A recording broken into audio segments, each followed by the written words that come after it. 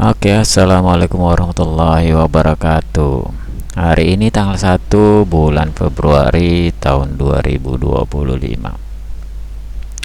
Oke, hari ini ngobrol aja ya, dengan topik BRI buyback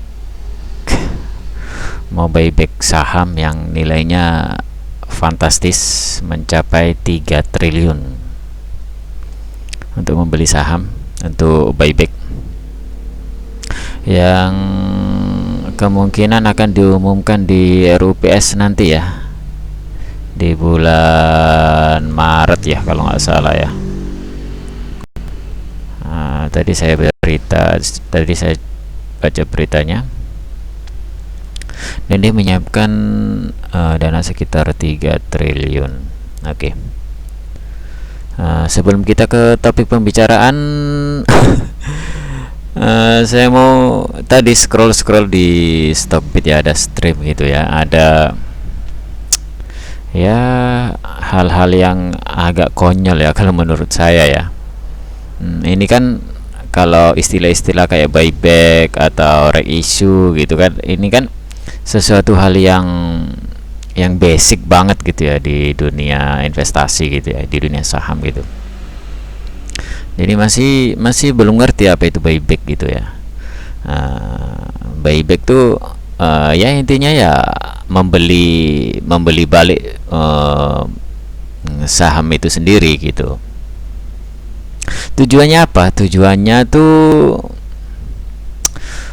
untuk meyakinkan ke investor, lebih ke situ ya, ke investor bahwa perusahaan ini sedang baik-baik saja gitu, dengan performa yang bagus gitu. Dia meningkatkan namanya gitu. Jadi dia tuh mau buyback gitu kan, ada menunjukkan kalau kualitas perusahaan itu ada gitu. Buyback berarti kan ya ada uangnya gitu kan. Berarti dia menunjukkan kalau performanya itu bagus gitu. Buyback nanti berarti kan saham beredar nanti kan makin sedikit di masyarakat kan. Jadi untuk menaikkan harga ya juga, terus menaikkan elektabilitas ya juga gitu. Kadang ada yang bilang gini juga, lah emang BRI ada uangnya segitu katanya. Astagfirullahaladzim. Itulah apa gunanya kita mengedukasi diri ya, literasi lah ya, mengedukasi diri dulu sebelum kita terjun ke dunia saham gitu ya, sebelum kita ngomong lah intinya gitu ya. Ini saya udah siapkan per Desember 2024 akhir tahun kemarin, BRI ini hampir 700.000 investornya kan. Jadi tiap bulan menambah, yang tambah jadi signifikan gitu. Jadi hampir jadi sejuta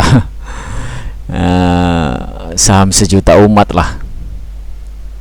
Saya yakin pasti banyak retail baru gitu ya yang belum ngerti apa itu buyback, reissue atau apalah IPS atau segala macam gitulah ya.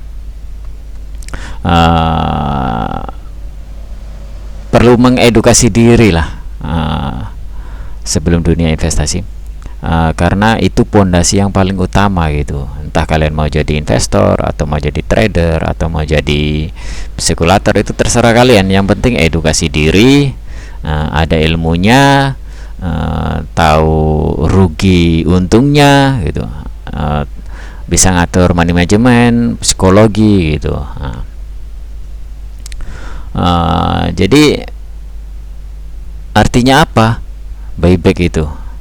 Artinya sebuah perusahaan ini mempunyai kondisi keuangan yang bagus gitu kan. Dia pengen buyback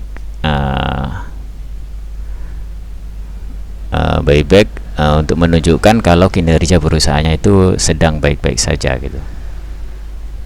Nah, udah ada juga yang udah lama ya kayaknya di bursa gitu, ada dia bilang emang BRI ada uangnya 3 triliun gitu kan. Ini langsung speechless saya. 3 triliun mau ditanyain BRI ada uangnya nggak sebanyak 3 triliun. Astagfirullahaladzim. BRI itu dalam tahun 2023 kemarin itu membukukan laba bersih ya, laba bersih net income sebanyak 60 triliun. 60 triliun.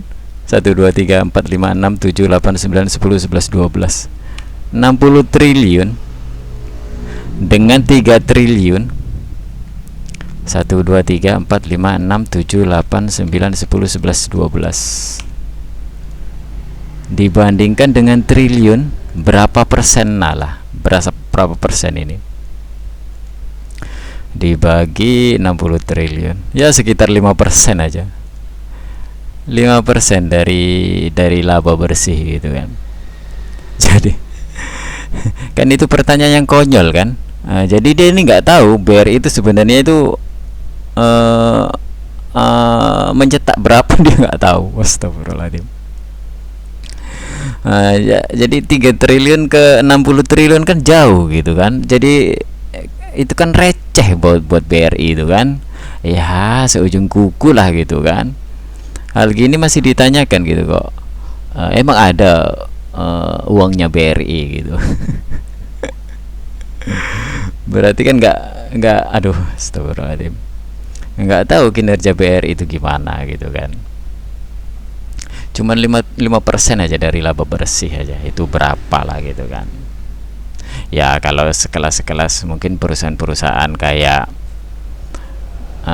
untungnya masih ratusan miliar, ya ini ya besar gitu, berat gitu. Tapi kalau bagi BRI ya ini ya kacang aja gitu.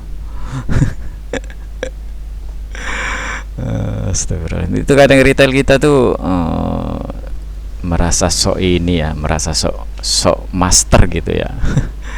Padahal ya masih banyak lah yang mesti dipelajari gitu kan. Dan kalau jadi buyback itu ini buyback, saham hasil buyback itu kan nanti jadi saham treasury gitu kan. Pasti retail baru ini nggak tahu saham treasury ini apa, saya yakin lah. Sedangkan buyback aja nggak ngerti, apalagi saham treasury gitu kan. Nah, sekalian saya bahas di sini saham treasury itu apa gitu kan. Jadi saham treasury ini saham yang apa ya, kayak kehilangan haknya untuk mendapat dividen gitu. Jadi dia masuk ke saham treasury ini gitu. Jadi nanti kalau misalnya ada BRI bagikan ke dividen, dia kan lembarnya kan, lembar dividen BRI kan 150 miliaran ya, 150 miliar kan. Jadi dividen tuh nggak sepenuhnya ke 150 lembar ini gitu. Dia punya 909 ya 910 miliar lah saham treasury ya. Jadi 909 miliar ini nggak dapat dividennya gitu. Jadi masuk ke selain saham treasury gitu. Jadinya kan kalau misalnya dividen itu dia beli buyback, saham treasury-nya makin banyak, berarti dividennya otomatis makin besar ke pemegang sahamnya gitu. Soalnya lembar saham treasury-nya makin banyak dia. Berarti yang kehilangan hak dividennya saham ini makin besar, makin besar gitu kan. Jadi kan otomatis dividen yang selain saham treasury makin besar gitu. Itulah yang dimaksud dengan saham treasury gitu ya. Jadi coba kita hitung saham treasury-nya BRI ini kan ada 910 miliar ya. 910 miliar lah ya saham treasury-nya. Jadi saham treasury BRI kan ya 910 juta, maaf, 910 juta ya. Saham treasury-nya 910 juta. 1 2 3 4 5 6. Ini yang udah dilakukan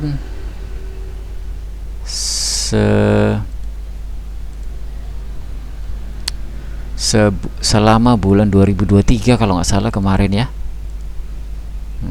di 910 juta ya kan, 910 juta.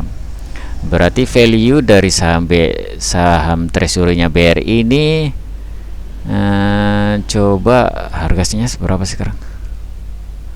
Harga uang BRI 4220 ya, 4220 ya, kalau nggak salah 4220. Berarti harganya kan 420,20. Jadi value dari saham BRI sekarang ini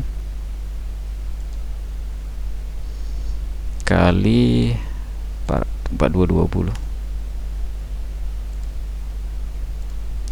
ya 3,8 triliun ya, 3,8 triliun ini value dari saham BRI. Saya nggak tahu dulu beli di average berapa ini, soalnya bertahap dia biasanya. Ini value sekarang dari saham treasury-nya BRI gitu. Jadi kalau misalnya dia nanti jadi buyback saham, dia kan buybacknya kan 3 triliun ya. Bank BRI ini menyiapkan 3 triliun untuk buyback, berarti 3 triliun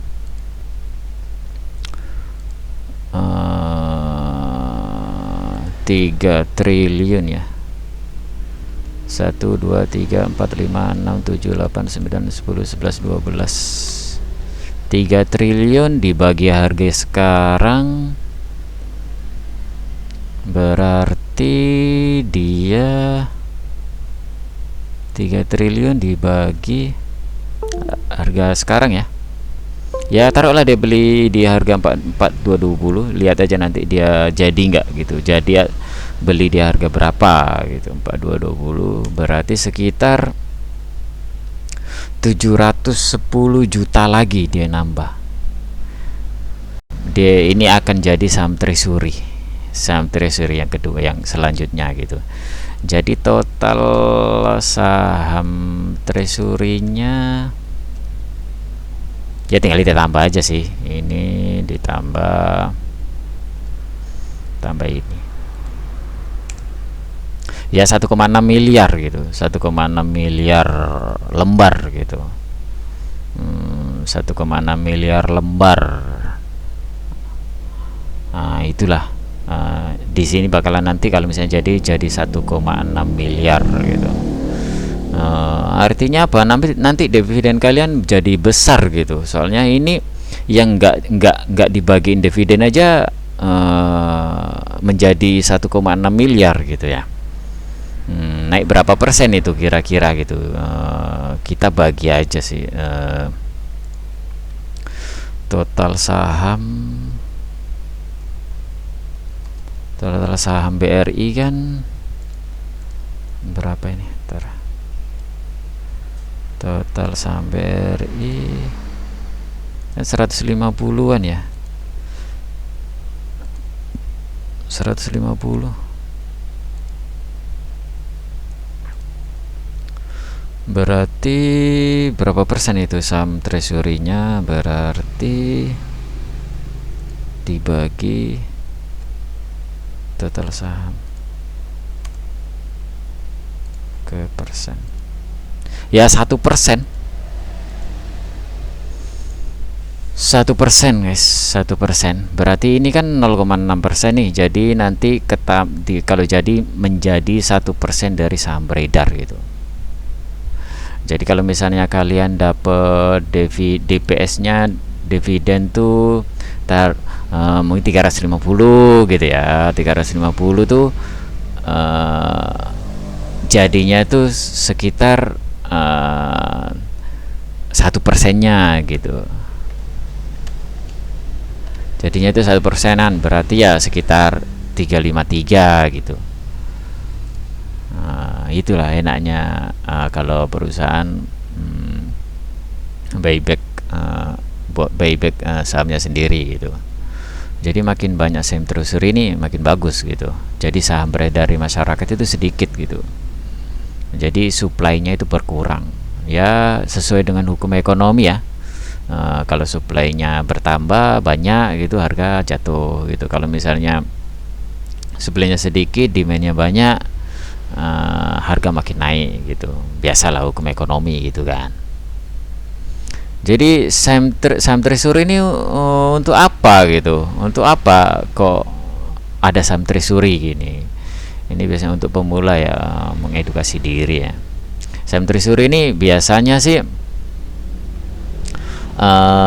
bisa juga dijual lagi gitu, bisa juga dijual lagi kayak di misalnya kita lihat BRI harga sekarang di 4.220 gitu ya. Kalau misalnya nanti naik ke sekitar 6.000 gitu ya, bisa nggak dijual? Bisa aja.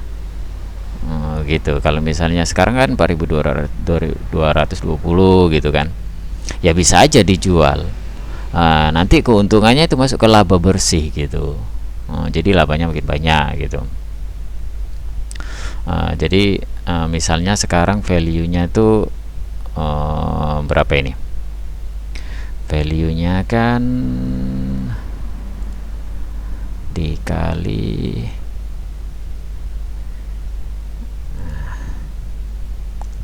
6,8 triliun misalnya ya, 6,8 triliun gitu kan. Berarti ini di harga sekarang ya 4.220 gitu. Nanti kalau misalnya dia naik ke all time-nya lah ya, all time high-nya lah 6.400 gitu. 6.400 gitu dia dijual ya berapa ini?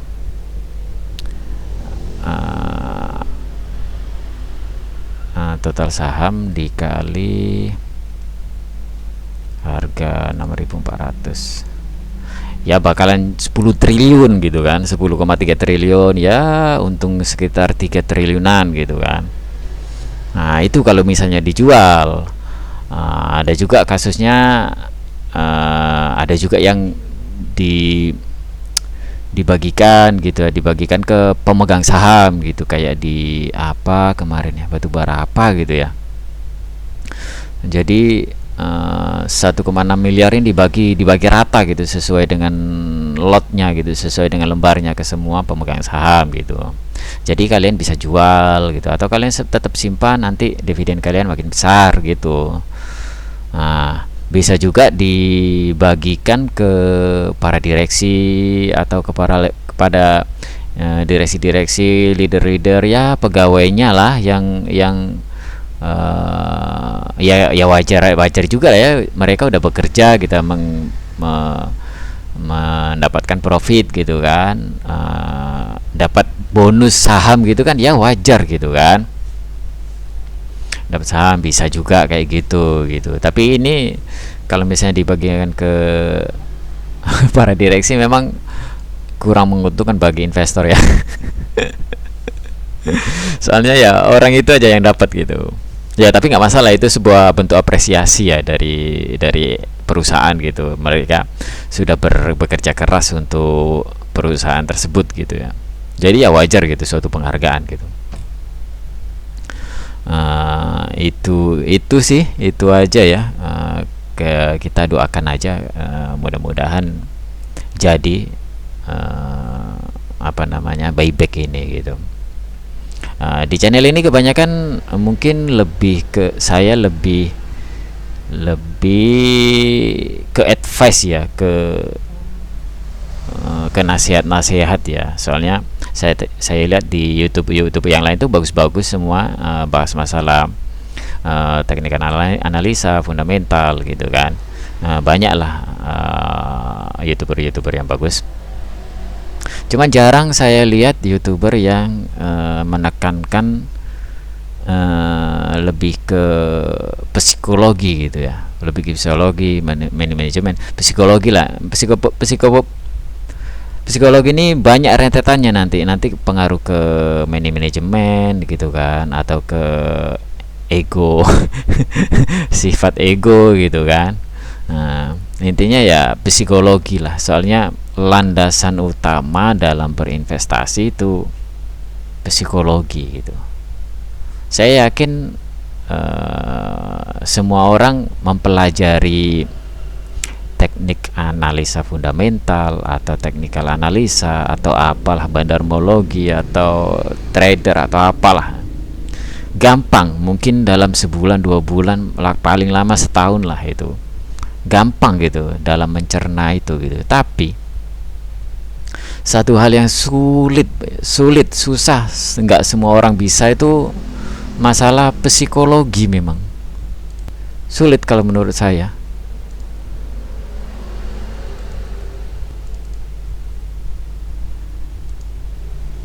Psikologi ini nggak semua orang bisa gitu ya, kalau menurut saya sih nggak semua orang bisa gitu. Karena gini, eh,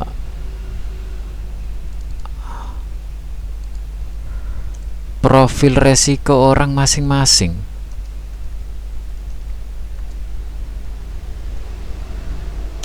Profil resiko orang itu masing-masing. Bisa aja gini ya, kalau saya mengajarkan masalah gini ya, teknik fundamental atau technical analisa gitu, bisa aja kalian mencerna, tapi resiko saya dengan resiko kalian itu lain gitu.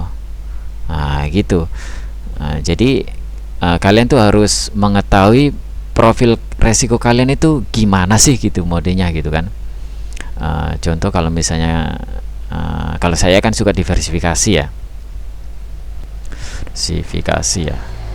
Diversifikasi kalau misalnya ada 10 emiten gitulah ya, 10 lah, kita bikin aja lah 10 gitu ya, 10 atau 20 lah, 20 emiten. Kadang ada orang yang berpikir, itu terlalu ribet lah gitu kan, terlalu banyak saham gitu, nanti susah gitu. Ada juga yang berpikir kayak gitu, jadi lebih suka satu aja gitu, all in gitu. Menurut saya nggak masalah gitu ya, nggak ada yang benar, nggak ada yang salah. Berarti profil resiko, intinya satu, kalian harus mengetahui profil resiko kalian masing-masing gitu. Saya cuman siap kalau saya kehilangan. Gini, satu lagi, setiap investasi itu ada resikonya, jelas. Resiko investasi apa aja, mau saham, mau kripto, mau forex, mau properti gitu kan, semua ada resikonya. Uang pun disimpan pun di dalam bantal pun, di bawah bantal pun ada resikonya kok, hilang. Jadi kita tuh harus menyiapkan kondisi di mana kita tuh harus siap dalam menghadapi resiko itu gitu. Saya yakin semua orang siap mendapatkan keuntungan. Saya yakin 100%. Semua orang mendapatkan keuntungan pasti siap. Tapi nggak semua orang siap mendapatkan kerugian. Itu poin yang paling penting gitu. Semua orang siap. Siapa yang nggak suka untung gitu kan, dapat uang, dapat cuan gitu kan. Tapi nggak semua orang bisa menerima risiko gitu. Nah itulah yang penting di dunia investasi ini. Jadi kita tuh untuk tahap pertama, untuk nomor satu tuh kita harus terima risiko dulu. Itu yang pertama. Yang kedua baru profit. Kalau kita udah bisa menerima yang risiko pertama ini, saya yakin yang kedua ini bisa gitu. Jadi kita harus menghadapi resiko itu. Jadi kalau resiko saya, menurut saya, untuk menghindari resiko yang besar, saya diversifikasi. 10 emiten gitu ya. Kenapa 10 emiten? Kalau misalnya ya kita nggak tahu, kita bukan Tuhan kok. Kalau misalnya ada satu emiten yang bermasalah gitu, entah itu delisting atau kinerja hancur atau apalah gitu kan, dari 9 emiten ini, 9 emiten lain dalam setahun atau setahun lebih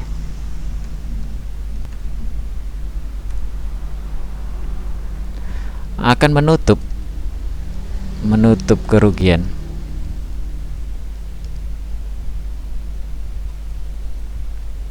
Saya yakin akan menutup kerugian. Ya paling cepat setahun lah, paling lama setahun setengah lah paling lama itu. Soalnya dari dividen biasanya ya rata-rata 8-10 gitu kan. 8-10% dari portofolio gitu kan. Jadi ya kalau misalnya ada satu yang nggak sesuai ekspektasi ya nggak masalah saya gitu. Hilang satu tapi tahun depan masih dapat lagi gitu, ketutup gitu kan, ya bisa lah untuk nyari emiten yang lain gitu kan. Itu bentuk dari meminimalisir resiko gitu.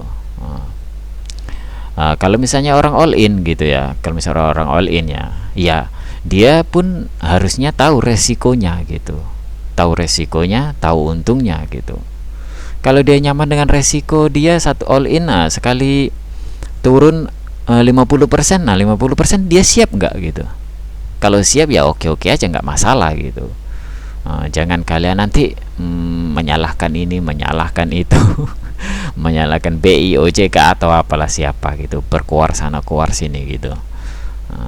Kalau misalnya yang udah pro, pasti udah tahu resikonya dia, nggak usah nyalahkan sana sini. Memang itu kesalahan sendiri gitu. Soalnya yang ngeklik buy itu ada di tangan kalian gitu. Bukan di tangan BI gitu kan, BI atau OJK atau siapa gitu kan, tetap ada di kalian kok gitu. Itu aja sih. Oke, itu aja untuk video kali ini.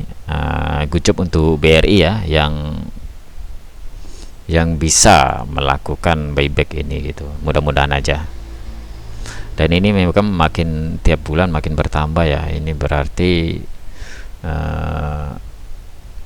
makin lama makin bagus sih kalau menurut saya. Kemarin saya lihat di podcastnya Pak Tanoko itu ya, Bapak Sunarso, dia pengen suatu saat tuh saham BRI ini 100% dimiliki warga Indonesia gitu kan. Kalau sekarang kan lebih banyak institusi asing gitu kan. Jadi secara langsung gitu ya, kalau secara nggak langsung kan memang kita udah menikmati hasil dari BRI ya. Dia kan ngasih ke negara gitu kan, nyetor ke negara. Udah dalam 3 tahun terakhir kemarin hampir 100 triliun gitu ya, dia cerita gitu kan. Dari negara, jadi negara itu dibalikin lagi ke masyarakat gitu kan, dalam bentuk bentuk BLT atau fasilitas-fasilitas yang lain kayak BPJS atau apa gitu kan. Itu secara tak langsung gitu. Kalau secara langsung dia ngomong mudah-mudahan suatu saat saham Bank BRI dimiliki sepenuhnya oleh masyarakat Indonesia gitu kan. Sekarang berarti kalau secara langsung kan dia BRI mendapatkan keuntungan dibagi ke pemegang saham gitu kan. Jadi kan shareholdernya kan masyarakat gitu ya. Jadi itulah mudah-mudahan tercapai gitu kan. Oke guys, itu aja untuk video kali ini. Mudah-mudahan kita bisa diberi kesehatan, waktu untuk bisa bertemu lagi di video saya selanjutnya. Saya akhiri, assalamualaikum warahmatullahi wabarakatuh.